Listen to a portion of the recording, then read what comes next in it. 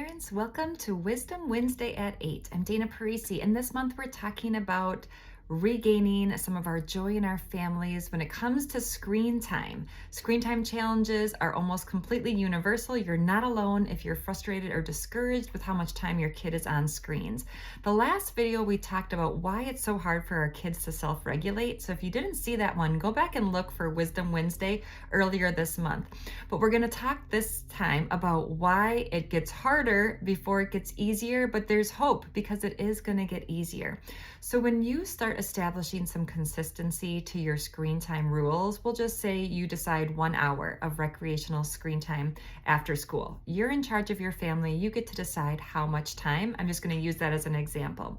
When you get consistent with it, you're going to get more pushback from your kids, and that's not because they're being spiteful or difficult. It's because in the past, something like whining, arguing, being difficult, or being really bored has worked in the past, and they've gotten more time. And so of course their brains are going to do what works. And usually if it doesn't work with the same amount of whining or complaining or being bored, the brain tells them, let's try a little more. It's just maybe need to go a little higher before I get that extra time. And so that's why it feels like it gets harder before it gets easier. But the good news is when you are confident in your boundary, the 1 hour of screen time in this example, and you hold that consistently on school nights, maybe you have a different boundary for weekends. When you hold that consistently, they realize, okay, it's not a matter of how much whining, complaining, being bored or difficult before I get more time. This is just the rules. This is just how it is.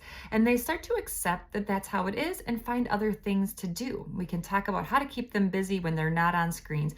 But your step right now is embrace the amount of time you decided is right for recreational screen time and be consistent with that.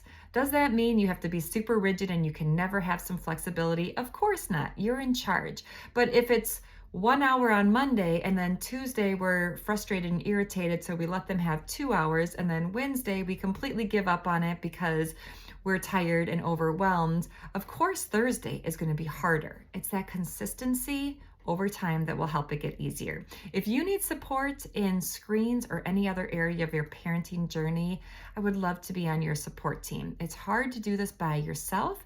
It's easier to do it with a sounding board with good advice and resources. I'm Dana Parisi with Lives Touched. I'll see you next Wisdom Wednesday at 8.